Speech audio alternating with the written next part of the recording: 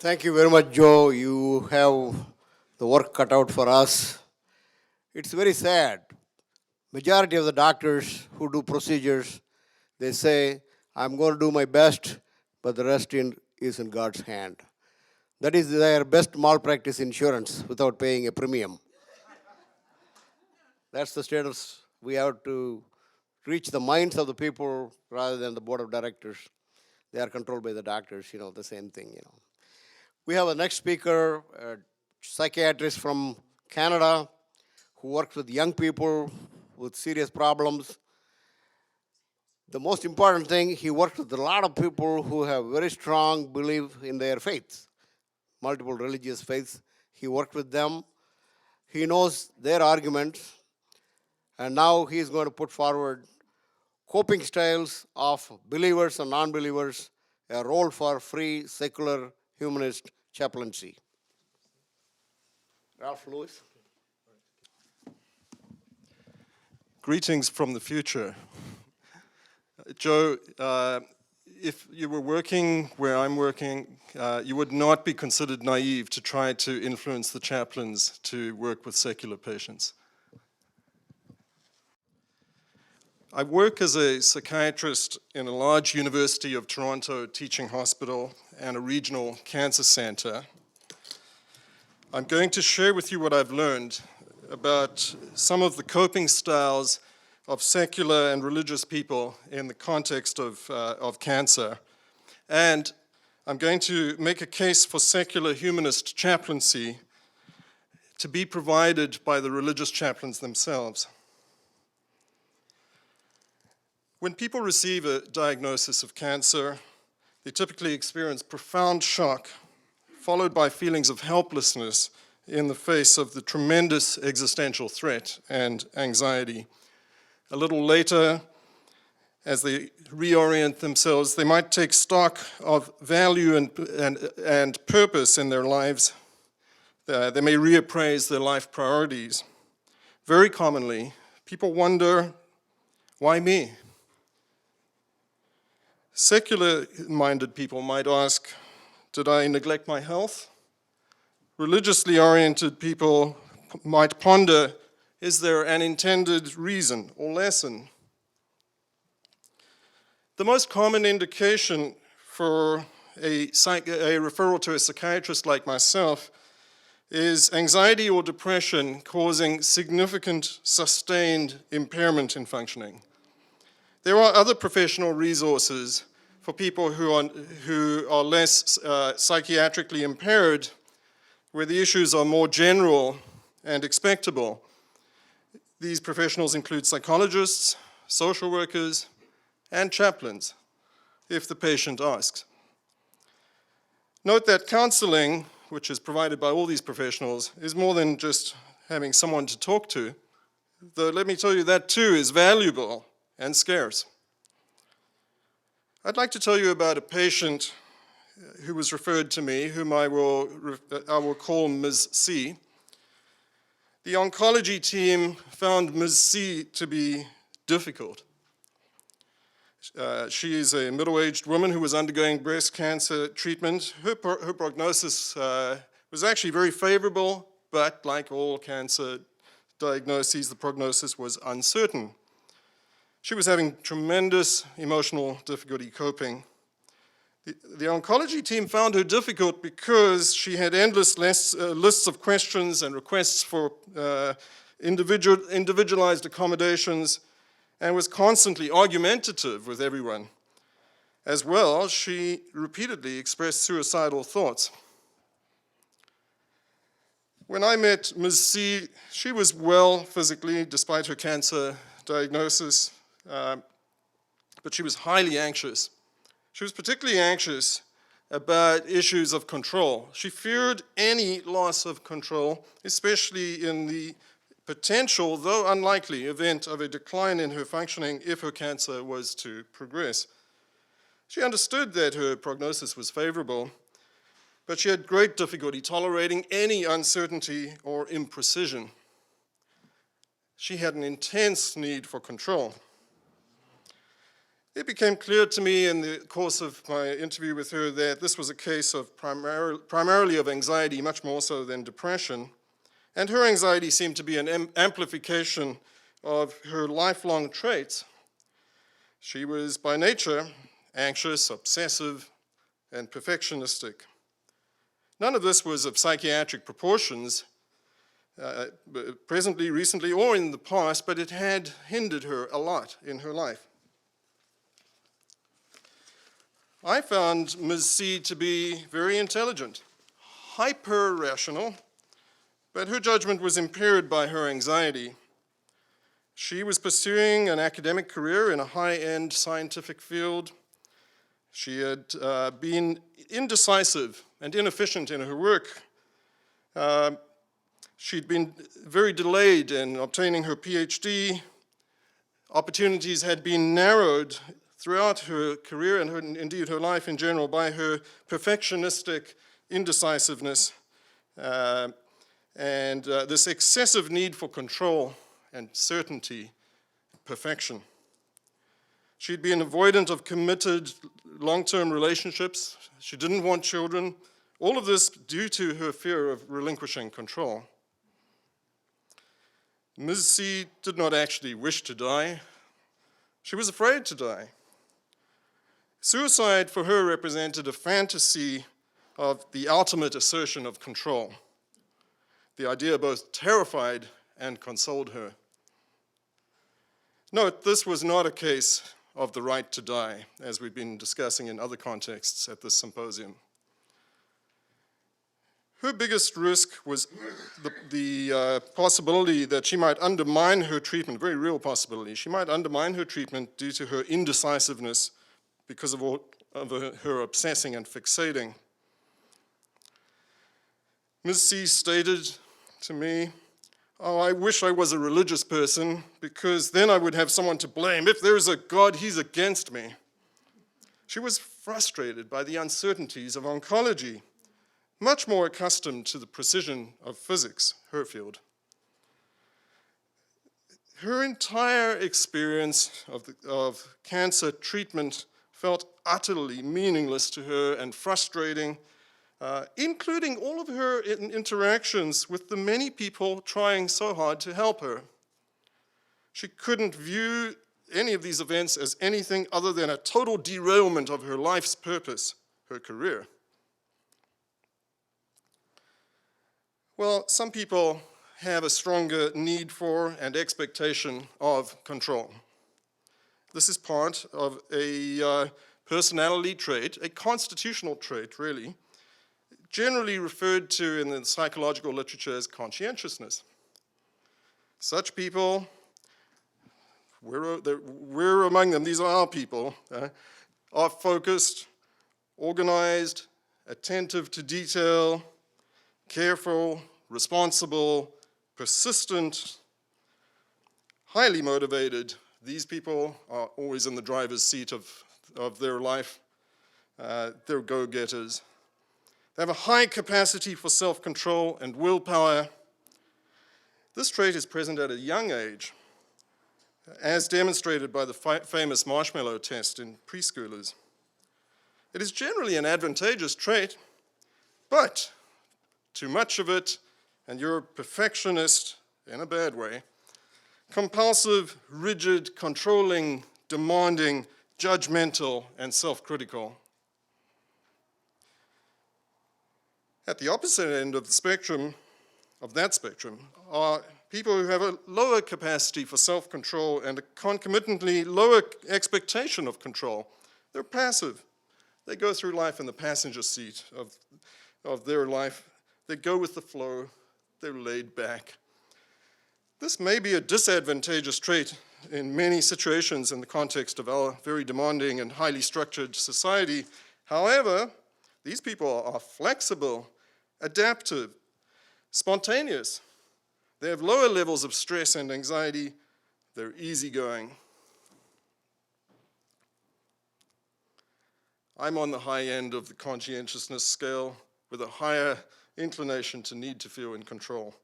And my wife, Karen, is towards the opposite end of this bell curve. I noticed the lint on the carpet.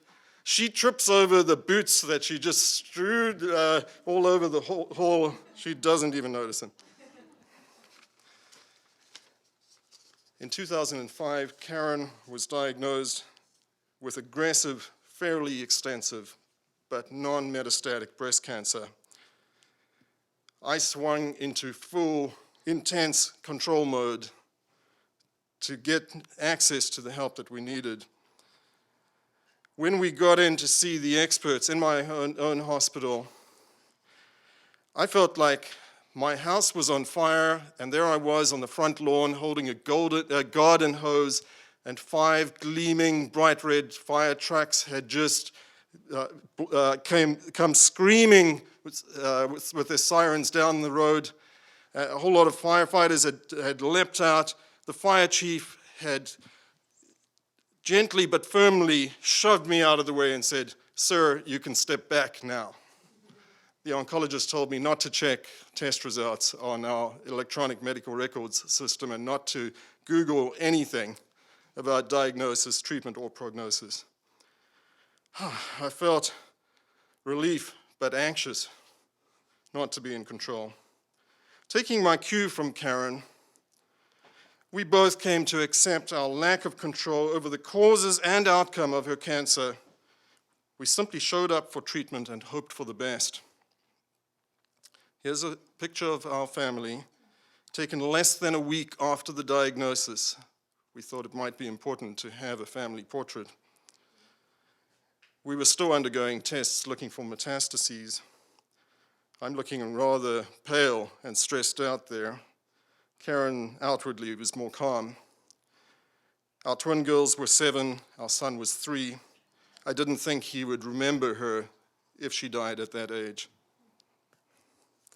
And here we are 8 months later, shortly after Karen completed most of her treatment. How did we cope? Well, for one thing, we simply accepted randomness and probability statistics. Our worldview was, still is, shit happens. We could not buy into reassurances, oh, there were many, that everything would be all right, nor reassurances that everything happens for a reason. We heard that a lot as well. We understood that things might turn out very badly, and that we do not have a privileged fate. We politely declined to participate in any religious rituals or prayers, but we graciously thanked our religious family and friends for their caring. We focused on living life, simply living life as fully and as meaningfully as was possible, here and now, with a sense of urgency and priority, and boy, life is short was not a cliche at that time. We focused on our relationship, our parenting. The children kept us focused. They were our priority. Our connections to extended family and friends, which were very important to us. A lot of the time we were focused on practical needs, work, especially for me. And we had a lot of vacations trying to create memories. We recognized that most of our most moving and meaningful interactions with people occurred during our time of crisis. We were the grateful beneficiaries of very much kindness and caring. We had a strong sense of purpose and life clarity, and perhaps especially when we expected a poor prognosis and a foreshortened future together. Our motto was, don't sweat the small stuff. But let me tell you something, human nature relapses far more surely than does cancer, and very rapidly. Irreverent humor helps too, a lesson I learned from Karen. Here's the t-shirt she bought a few weeks after her diagnosis. We've had some very severe scares over the years. Most recently, a mere 3.5 weeks ago, Karen found a new lump on her mastectomy scar. This was very stressful. While waiting for her tests, here's what she texted my kids. Borat is the embodiment of offensive and irreverent humor, and that's Karen's sense of humor. And here's the text she sent to the kids and to me. when the recent test results established that the new lump was just inflammation. As a result of our experience of cancer, I became interested in how other people cope with cancer, especially the terminally ill. I also wanted an opportunity to give back. So I became a consultant to the cancer center of our hospital 5 years ago. How do people cope? So following are some of my observations regarding how people cope with cancer. Important factors that affect coping include, but are not limited to, personality differences, especially, but not only, the high versus low control dimension of personality, and worldview differences, especially, but not only, the religious versus secular worldview differences. People diagnosed with cancer frequently ask, did I cause my cancer? People with a high need for control, whether religious or secular, tend to have exaggerated and misplaced feelings of personal responsibility for their cancer. Did I deserve this? Sin, lifestyle? Can I influence it? Patients commonly overestimate the role of their own actions and lifestyles in the causation of their cancer and in their ability to prevent it coming back. Most people do not like the idea that randomness rules our lives. There are dangers in trying too hard to feel in control. People obsessed with control often need help in prioritizing just living their lives here and now, because too much control can become a seriously destructive distraction from relationships and other meaningful aspects of one's life, including diet and exercise for the secular. Some people even get anxious about being anxious. There's so much hype about mind-body connection and holism, and I say this as a psychiatrist, that people are so afraid that if they're stressed, they'll affect those cancer cells and how likely they are to divide out of control and not respond to chemotherapy. In my observations, the following coping styles emerge as a result of the intersection of worldview and personality type. I'll let you read this for just a few moments.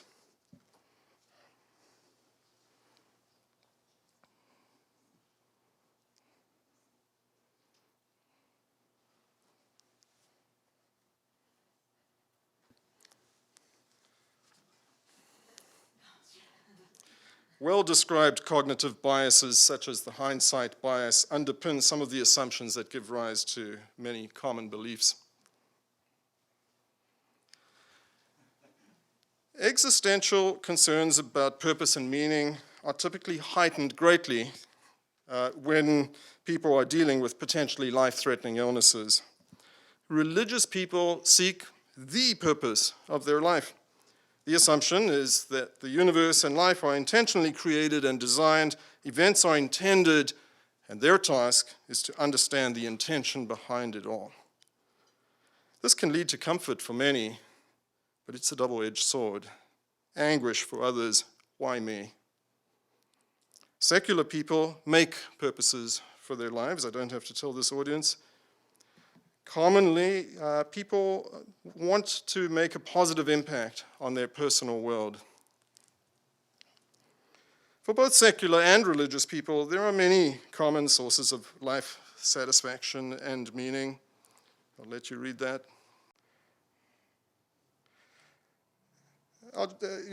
Just to emphasize one thing, there's a trap for secularists in overemphasizing accomplishments in life as a source of meaning and satisfaction.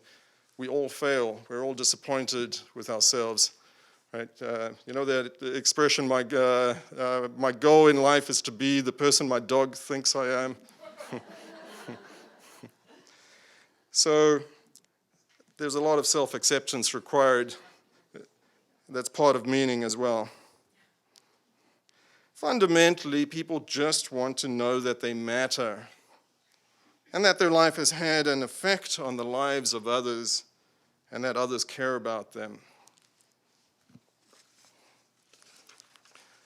But mattering to whom or to what? Religious people want the universe to care. I wish them luck. Secular people just want people to care. People generally want to know that their life matters to others, and people often want to know that something good might come out of something bad, perhaps some positive impact on others. This is even more so in terminal illness. Psychotherapeutic work often emphasizes this. What about people who feel that their lives and deaths won't matter? What about people whose lives, by anyone's reckoning, really have been very disappointing, whether by circumstances or, unfortunately, sometimes, quite often, their own doing? So even the most isolated, estranged person in the most tragic of circumstances, or with profound feelings of failure, can be told that they matter, at least, at a minimum, to their professional caregivers. Patients can be affirmed as a source of profound learning, which will have a significant rippling effect on others, transmitted through the caregiver or the therapist. As a therapist, I emphasize the personal impact on me the patient is having. I express gratitude to my patients for sharing their life experience with me, for teaching me profound lessons about the human condition. And this affirmation may be as comforting as the reassurance that their physical needs will be taken care of in their terminal illness. At this point, I'd like to discuss a role for secular humanist chaplaincy. The goal would be to provide the same kind of supportive counseling that chaplains provide very well, actually, but for non-believers. To listen to, talk with, and comfort patients who don't necessarily need to see a psychiatrist or a psychologist or social worker even. Some patients are socially isolated. Most simply can't talk with their family and friends about how they really feel. In my experience of reaching out as a secular humanist to religious chaplains in Toronto and Canada, unlike what we've been hearing about this morning and last night, I found the chaplains in my part of the world to be very receptive, open, interested, motivated. Well, they also are under pressure to demonstrate their ongoing relevance in an era of hospital budget cuts and regulation of psychotherapists. And they operate in very secular organizations in my part of the world and in a multicultural society. They're typically compassionate people, empathic people, reflective. Their organization in Canada has actually moved from being Christian-oriented pastoral care to trying very hard to emphasize multiculturalism, serving all religions. And so serving non-believers is the next logical step, and that's the point I've been making to them. I haven't encountered very much resistance. Most non-believers, though, would not consider asking to see a chaplain. Making the chaplain's work amenable to those patients might be partly a matter of emphasizing aspects of what the chaplains are already doing. They need to rebrand, they need to market themselves in ways that will appeal to and feel accessible to non-religious people. So I'm trying to persuade them, the chaplains, that they're actually good at doing this, at providing meaning-centered counseling without the God talk. Their ability to do so will also require understanding more fully and more deeply the non-believer's worldview and framework for meaning-making. It does entail acquiring a deeper, more subtle understanding and appreciation of the secular humanist naturalistic perspective. Here's an example of an attempt in my hospital by the chaplains themselves, after all these discussions that we'd had, at rebranding. Here's what they drafted. I'll let you read that. This is what they were going to put on an information pamphlet. It's a work in progress.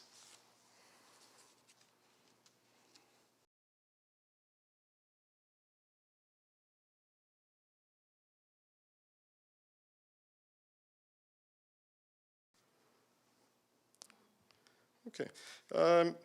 Chaplaincy training emphasizes viewing the individual life as a living human document, a narrative in process.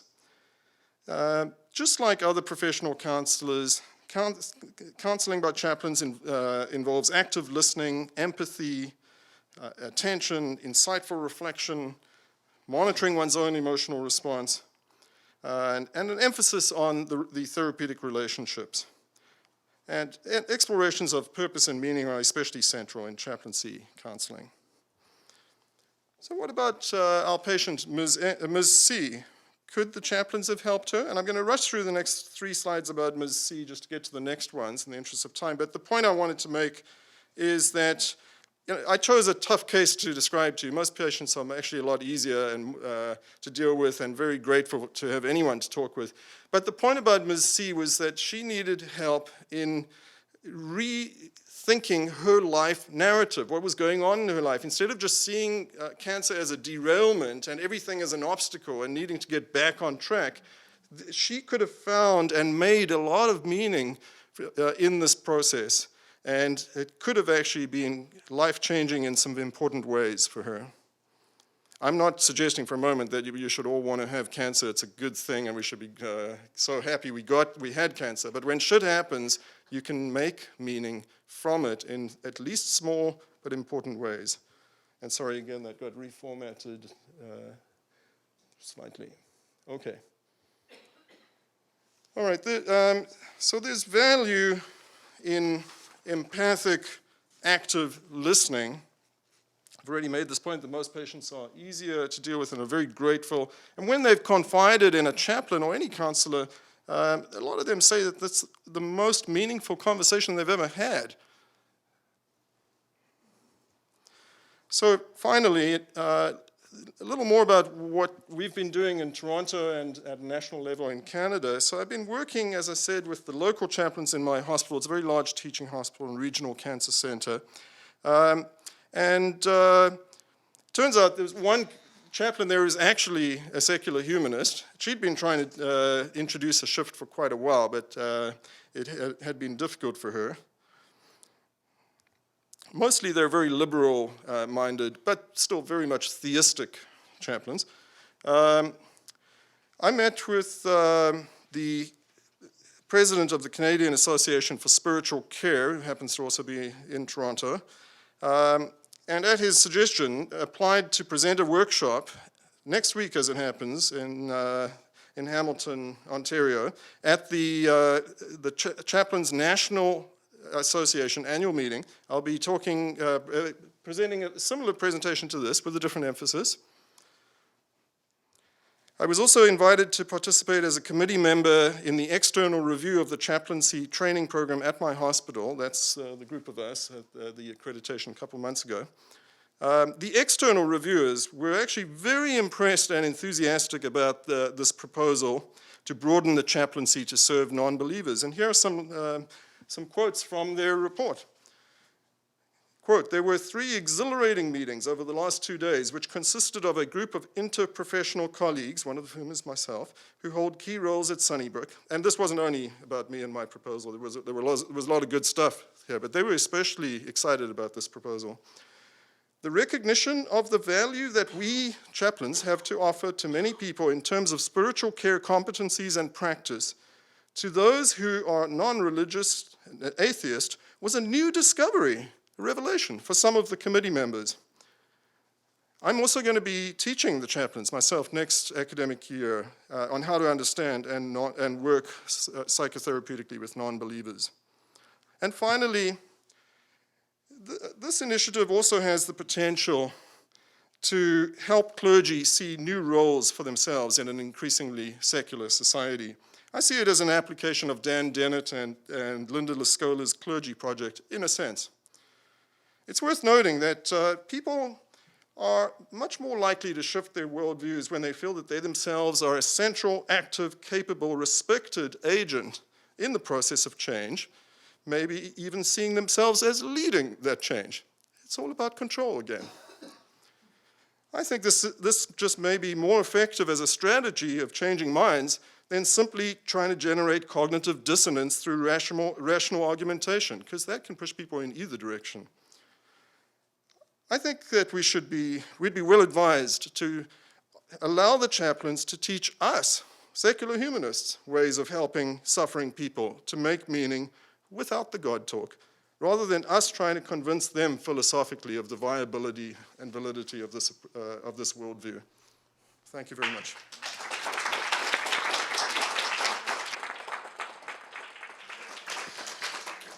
Thank you very much, Dr. Lewis. Thanks for sharing your personal family. It's really moving. It is work like Dr. Lewis that has increased the percentage of likability. Now, in Canada, 27% of the people like the non-believers. That has gone up tremendously in the last few years. It's really nice.